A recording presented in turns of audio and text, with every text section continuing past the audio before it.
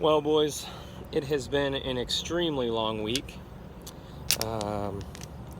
Dealing with the Mixon news today, just getting out of work, seeing that he needs potentially some arthroscopic surgery.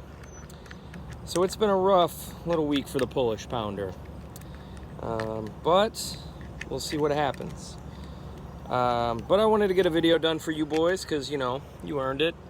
It's week one. I shouldn't give up yet. Feels like I am, but after today, a rough day. So let's get into the week one recap. Look forward to week two a little bit.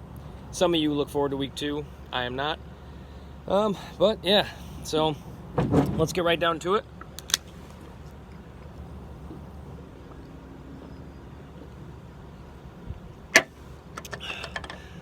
Some of us have fallen on hard times, but I want you guys to enjoy this league. So let's jump right into it. Polish Pounder took it on the chin last week, 102.92 to Adam Pakshevsky, who was led by Mike Evans with a 20 burger, and Adrian Peterson had like 20, and Alex Smith had like 20. So needless to say, it wasn't a fun week for me. Led by James Conner with 29. Joe Mixon had a nice little game until he decided to fuck his knee up last night. So I don't feel great about that, but whatever. So I'm 0-1, probably 0-2, and 0 the rest of the season. Aaron and Dalton, big rivalry game. Obviously one of the favorites in the league.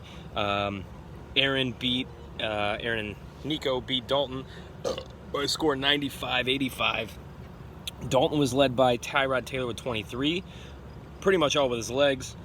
And Aaron was led by Drew Brees with about 31.5. He put up a big game. That defense stays shitty like that. Brees is going to look like a genius pick. Shockingly, that defense gave me -9, which cost me the week. So yeah, that was another hard pill to swallow. Mike beat Jobby 118.95. Mike was led by Aaron Rodgers, who emphatically came back against the Bears, unfortunately, on Sunday night. He had 25. Luck led the way for Jobby with 19. Did look pretty good, though, in that first game back. Nick and Brock squared off. Surprisingly, highest scoring matchups, both from the week, or one of the highest scoring. Mike obviously won the $5 prize for the week. Nick scored 113 to Brock's 108. Nick was led by Cousins with 20. Had Julio go for a big game, I think. Had a couple other big games. But yeah, other than that, Kamara led the way for Brock with 34. After that, he had Olsen take a shit. Baldwin didn't even catch. I'm getting text notifications like crazy for trades. I'm kind of checked out as it's pretty pointless for me to care. I am just going to worry about next year and drafting in a good spot, making sure I got some keepers lined up, so we'll see what happens. Andrew and Gabe, last matchup, 105-82. Andrew, first W, voted worst drafted team. A lot of people were hating on him, but he had Tyreek Hill explode for 29. Could have been more. Obviously, we don't do touchdowns for returns as the defense special team get that. But anyway, needless to say, Andrew started out 1-0. Gabe scored 92, led by Ajay with 20. Nice little week for everybody. If you notice, scoring's pretty high this year. Week one kind of maybe an anomaly. Had a lot of high scores. Lowest was 85. Average is probably close to 100, maybe a little higher. So nice little week for scoring. Week two, projection guys, we're looking at me going against Mike. Mike projected to win 96-92.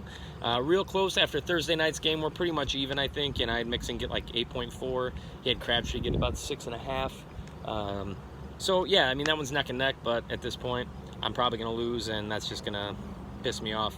I know I started 8-5 or 0-5 before and came back to win a championship at 8-5, but I just don't see that happening in this league. Everybody's really smart. Probably hard for me to fleece anybody in a trade, but never know. I might try. I might rail it in or mail it in, but I'll keep doing this for you guys. Obviously, this is your league. We want to enjoy it, and I'm gonna be there. I'm gonna keep it active. We want to make sure that there's no complacency. So we'll see how it goes. Dalton and Gabe squaring off. Dalton projected at 93 to Gabe's 107. Obviously, Gabe last night got the big explosion from A.J. Green with 3 tutties. Always a big helpful start when you get 3 touchdowns on a Thursday night. Tough for Dalton, too. I know how that is when you go up against the guy who usually a high score of the weekend is Thursday. Makes for a long week. Adam and Nick squaring off, 2 new owners again squaring off this week. Nick's projected 98 to Adam's 82. Nick's team, he has made some wheeling and dealing trades. His team looks really good on paper. If they can stay healthy, he is definitely going to contend with that 1 seed in the whatever division it is, AFC, NFC, Brock's division.